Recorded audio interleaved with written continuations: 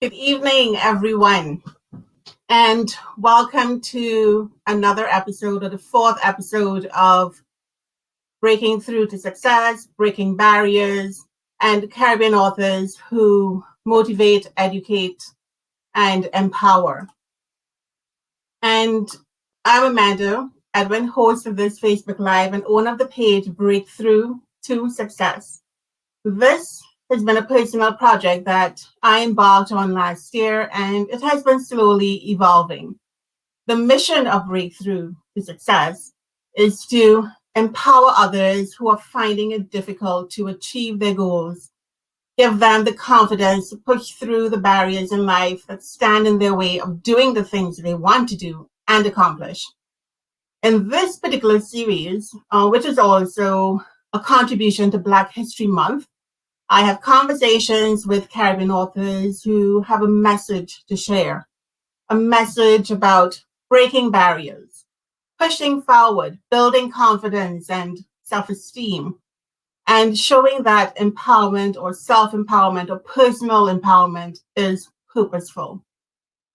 And this evening, I have as my guest H.Ibrahima, a Trinidadian-born author who now lives in Waterloo, Ontario, Canada. And Grace has written two books, Mercy and All Will Be Well. And she has led a very turbulent life and tells it all in her books. Tonight, we're going to be focusing on Mercy. So let's welcome Grace. Hi, Grace. Good night. Good evening. Good evening. Thank you.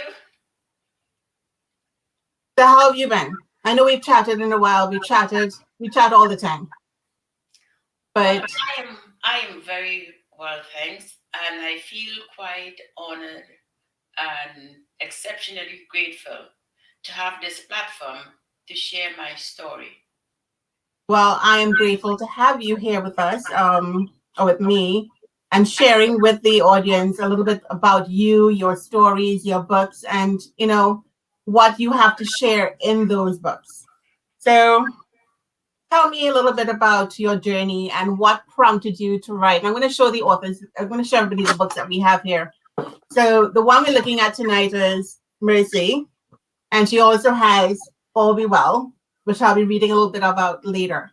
So tell us about your journey, Grace, and what inspired you to become an author late in life, and telling your entire story to the world.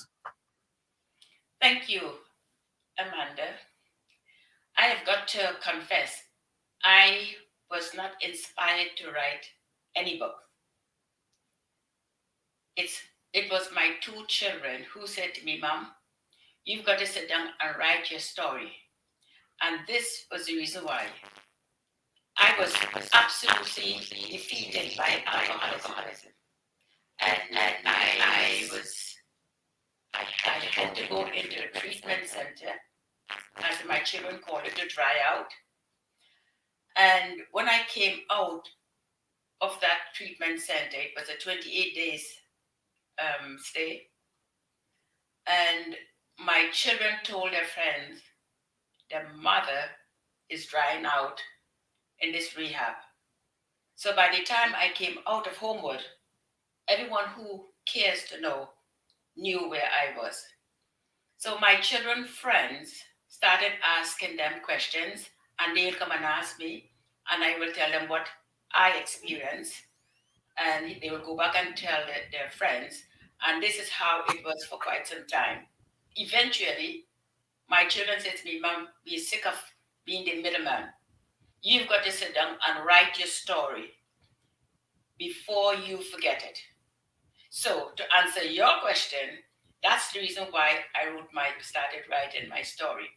And actually, it was just for my children, so that they will know who Grace Ibrahima is at the time. Before that, I was Grace Cooper, with all the hills and the valleys and the winding path. It was a lot.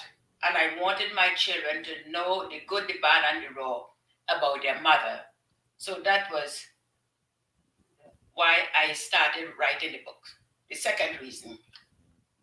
And the third reason was my husband passed away in 1995.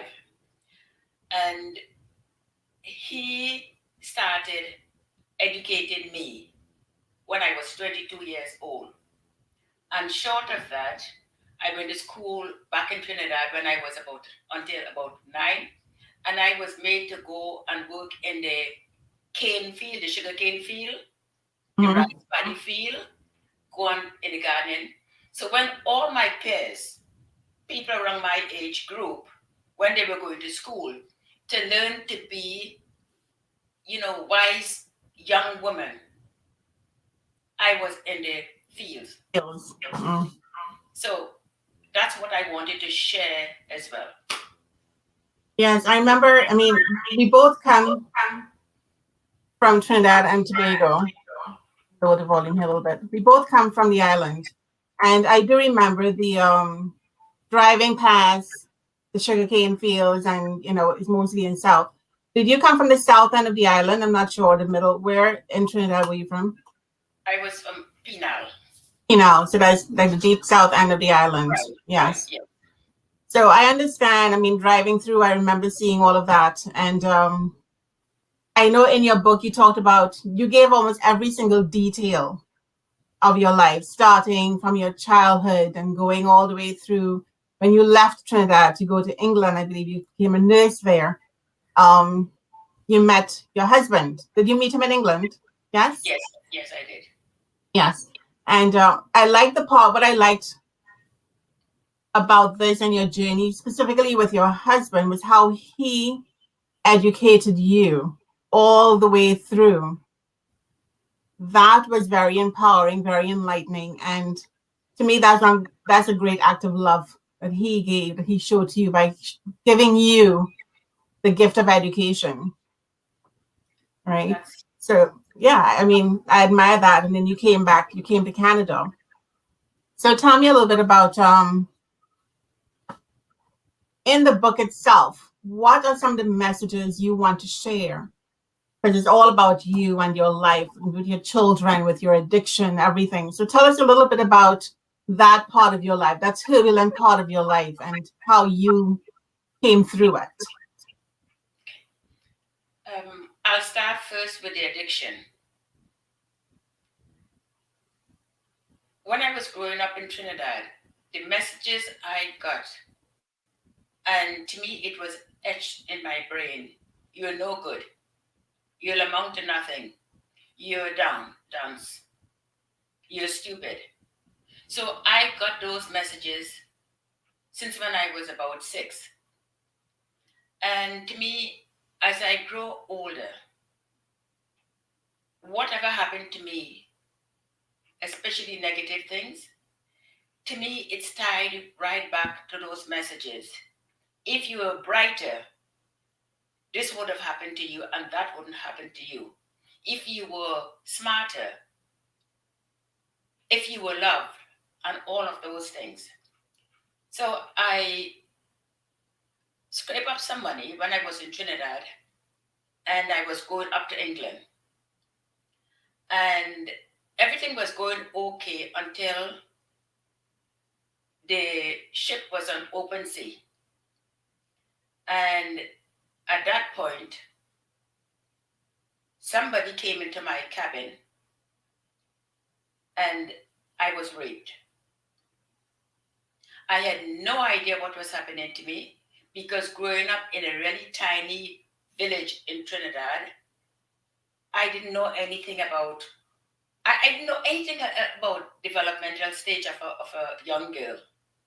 It wasn't until when I went to England, arrived in England, and the medical test, the physical test, indicated I was pregnant.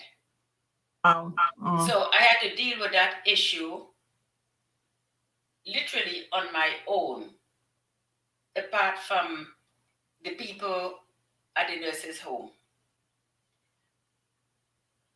Now, those negative voices, they were very strong in this particular part of my life, especially. And what I found, I was saying to myself, if you were good, if you were better, this wouldn't have happened to you. So anyway, I went up to England and I did what I possibly could do, and I continued my nursing training. And it was there I found alcohol, and the two of us, we become friends in a short space of time. In fact, it was too quickly.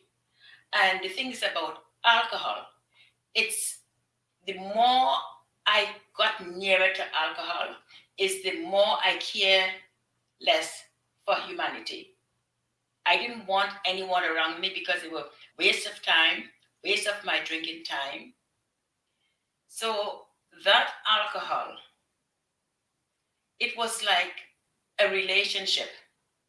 First, come nearer, Grace, and we don't need anyone else to help you.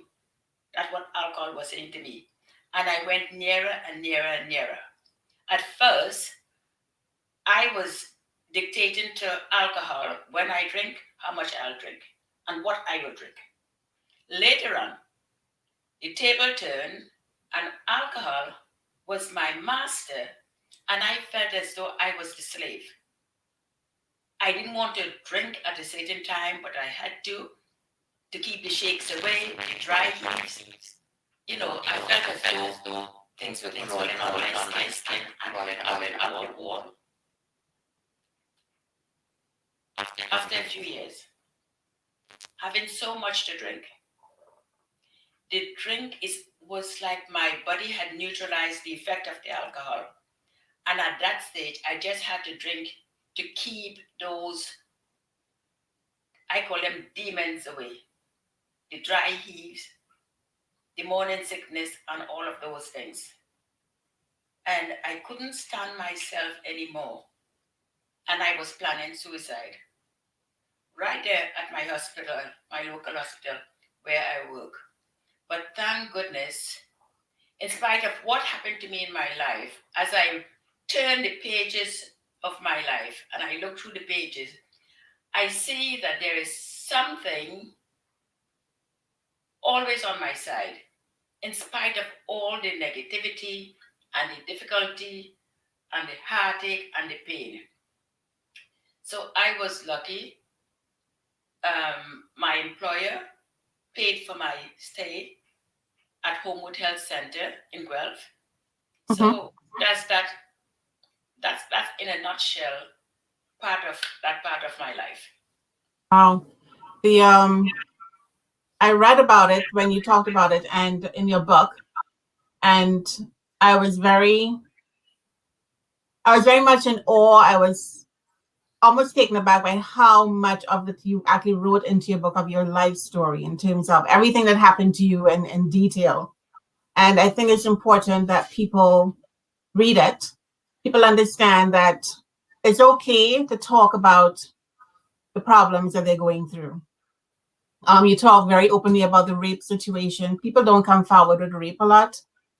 Very ever you hear about it.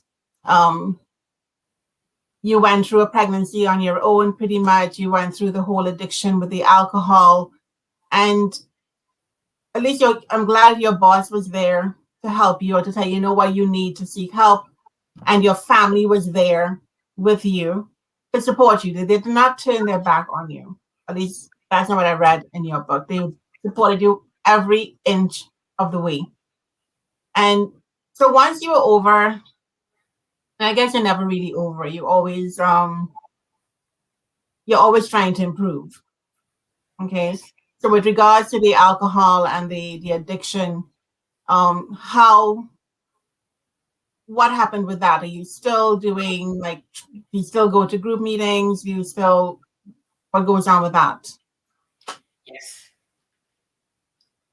In my case, I cannot speak about other people, but Mm-hmm. in my case, as a diagnosed alcoholic, that's what I was told when I was at Homewood.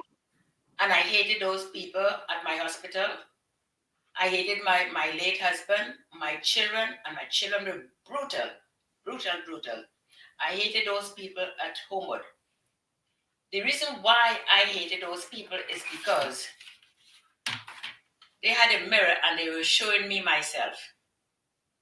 They were showing me the real grace, what I am now, well, what I was, what I am now, and what I truly should be. Whether you call it God, Jesus, the Creator, higher power, but they said to me, Grace, this is not you. Absolutely not you. What has been happening to me is this.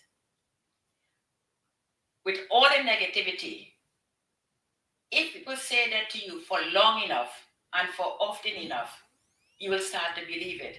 And that's what I started to believe. And I sort of have it like my own. And when I went to Homewood in treatment, they said, no, most of that, it's got nothing to do with you. So I was happy. I was very happy to know that and to know I'm not a bad or wicked woman. So it all came down to understanding the situation that was causing it, and it's not being you, the person, being at fault. Right, right. And another few things also.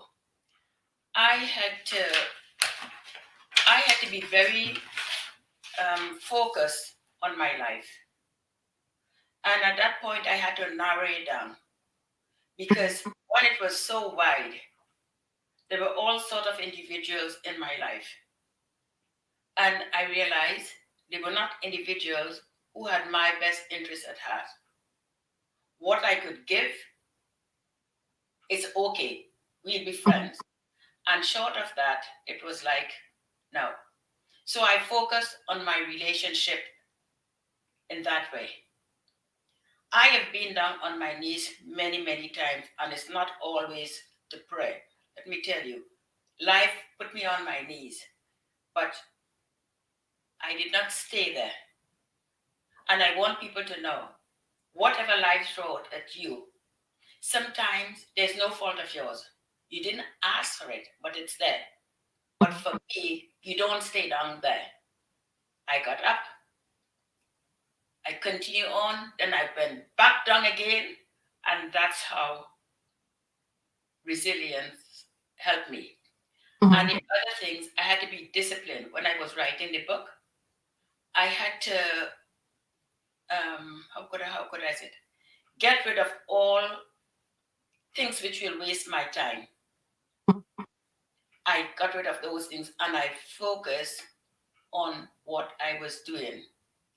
I'm not writing a book now as we speak, but I think, to those three, what I've just mentioned, I think that's very good. Yes, But very, very good. Courage. It is knowledge, it is helping people. And in our conversations before, you have talked about if we can have we reach one person Yes. that is going to be powerful. Okay. So Grace, in your book, I want you to read any part of the book that you want to read to share with the viewers right now. Okay. I'll just get my glasses.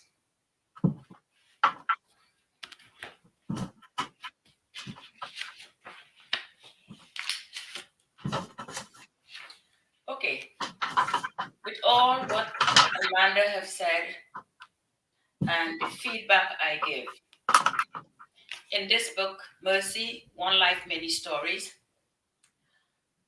I had reached the conclusion of the book. And it was one of the few things at times in my life I felt some inner peace. Not what the world has got to offer me, not the praises of mankind, but deep down into my heart, into my soul, I felt peace. So I just want to read this last 2 pages of that peace. The unhealthy way I view my life in my early years generated too many unnecessary problems. I realized that the only person that I was harming was myself. I was determined to prove to myself that I was and still am a worthy and valuable person. Although my life is studded with emotional pothole, they are only a tiny part of who I am. So I have learned to accept myself, faults and all. I may never eradicate all my issues, but at least I can chop them down to controllable sizes. Along with the despondent and weary times, there were also times of triumph too. During these arduous times, when I was physically, mentally, and sexually abused, I never thought this day will come. A day when I should be unashamed to let you peek into my life story. It is in looking back and comprehension where I have been, I can now see life differently. I try to walk in the abuser's shoe. I try to understand the way of thinking and why that person did what he did. Also, I have come to terms with those stolen tender years, to understand the past for what it was and my parents for whom they were. This is what I came up with, that one can only give what one has. The individual who treated me inhumanly knew no better. That being said, I cannot fully blame them. This sad situation taught me many things. To start with, as a mother, I started to treat my children as I have been treated. Unfortunately, that did not carry on. I came to my senses. I was determined at all costs not to let history repeat itself, whether with my family or any other individual. By observing and imitating other loving parents, I was able to change the course of my unhealthy behavior. Also, as a result of some of this behavior, I had the opportunity to see life through completely new and different lenses.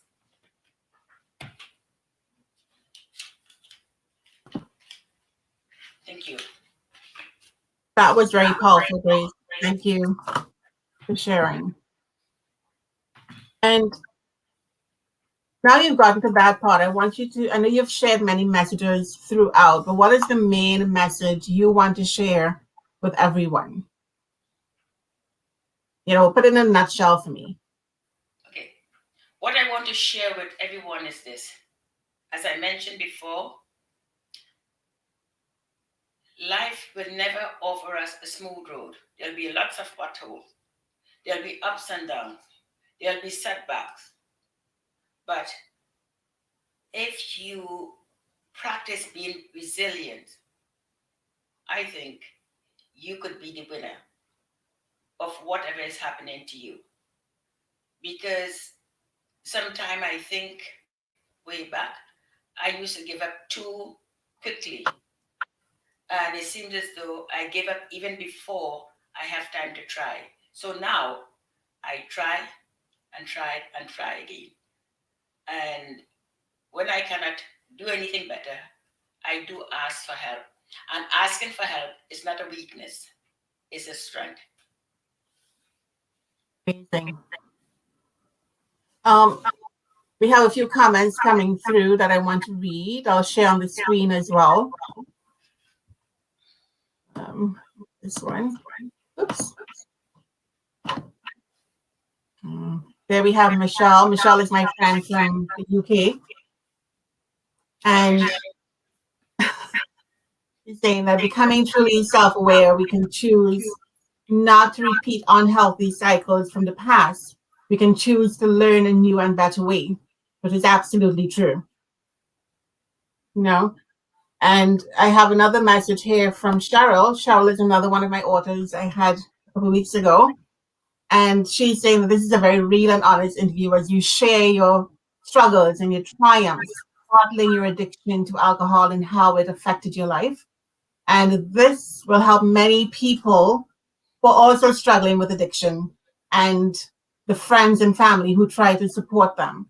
So you see, you're reaching people, people are hearing your message, right? And another friend of mine just messaged and said, I'm going to share it on the screen. She loves this. Asking for help is not a weakness, but a strength. So yes, very, very important. And Grace, I would go like ahead. to comment on some of these things. When I was growing up, I was told you don't tell people your business. Mm-hmm. You don't go outside the family circle and talk about your business. And most of the time, if not all the time, those businesses were nothing good. It was nothing good. So it took me even every single time when I share about my life, whether it's on Zoom or in person or now, let me tell you, I do feel vulnerable. But if the price I have got to pay to be vulnerable, it will save somebody from their addiction or whatever it is. And addiction, it's deadly. It's deadly. Well, I will do that. I will be vulnerable. I wanted to share. I know we were not going to talk about All Be Well, but I just want to explain that there's more to everyone who's listening. All Be Well is a sequel to Mercy. It is a continuation of the story, and this was after your husband died, correct? If I'm not mistaken. Pardon? So the for All Be Well, a lot of this happened after your husband died. Yes. A lot of the story, Yes. and all of the trials that you had to go through there, bringing up your two boys alone and caring for them and dealing with life, just dealing with life in general and how you pull through it. And there are a couple of verses or paragraphs I want to read here. Um, I marked them, so they're short. So there was one on page 112 where you said, a sudden attack of something. It seemed that something was affecting my health. Tiredness, low motivation, and feeling unable to get out of bed. I was a ball of misery and thought I'd soon be joining Isel. Isel was your husband. Isa, yes. Oh, Esau, sorry. Then something clicked. And I thought, wait a minute. I could not afford to leave two vulnerable sons at this difficult time. And with that, I had a surge of energy. Where it came from, I do not know. But what I know for sure was if I had to leave this world, as the Welsh poet Dylan Thomas wrote, do not go gentle into that good night. Instead, I would give it a jolly good fight with every bit of energy I possessed. I had a purpose. I had two motivating powers to keep me hanging on. So I'm guessing that these were your two children at the time. If they were teenagers, they were your motivating force to carry on. Yes. Yes. And the last thing I want to read, and I found this to be extremely powerful as well. I mean, there are lots of verses in this particular book that I liked. And I want to leave everyone with this message because this is all about breakthrough to success, is really all about empowerment, building self confidence, breaking through and pushing through barriers that stand in our way of getting to the places we want to go. And I like this particular paragraph because it speaks to that. And it says, life is a mixed bag of positives and negatives. But the best thing for me was to keep moving forward and not dwell too long on the unlucky times. And that is when I remembered this quote by Dr. Seuss. When something bad happens to you, you have three choices. You can either let it define you, let it destroy you, or let it strengthen you. And those words are very, very impacting. And I want to leave it there tonight with those words. So you can either let your situation define you, you can let it destroy you, or you can let it strengthen you. And Grace, you have let your circumstances strengthen you. And you have shared your stories with the world, showing that you can overcome anything in life. You've been through the worst. I think you've been through grief, you've been through addiction, you've been through single parenthood, you name it. A lot of people go through those similar things. They don't talk about it, but you have the story to tell that they can overcome it. And I just want to thank you for sharing that with us. And thank you for being here with me this evening and telling everyone about your story. Okay. And we will chat again sometime. We're always on the phone chatting. I look forward to another chat with you. And I wish you the best of luck. If you go on to write any more books, I'm always there to be one of your supporters and all your fans because I already have two. I'll wait on the third one. Okay. And I would like to thank everybody. And I would like them, if they go to my Facebook page, graceibrahima.com, they could see and not read a lot more of what the blessing I've had through all of what I've been through, how it's paying off now. Yes. So yes, you can follow Grace's journey. You can follow on her website, and I'm going to post it at the end as well, and I will post it in the chats. And follow her Facebook page as well. Is that her name, Grace Ibrahima? And I think the website is www.graceibrahima.com, and I will share that at the end, as I said. So good evening, everyone. Good evening, Grace. Thank you once again. Blessings to you and yours. Here. So I would see you. Wait for me in the back. I will chat with you after. Okay. Thank you.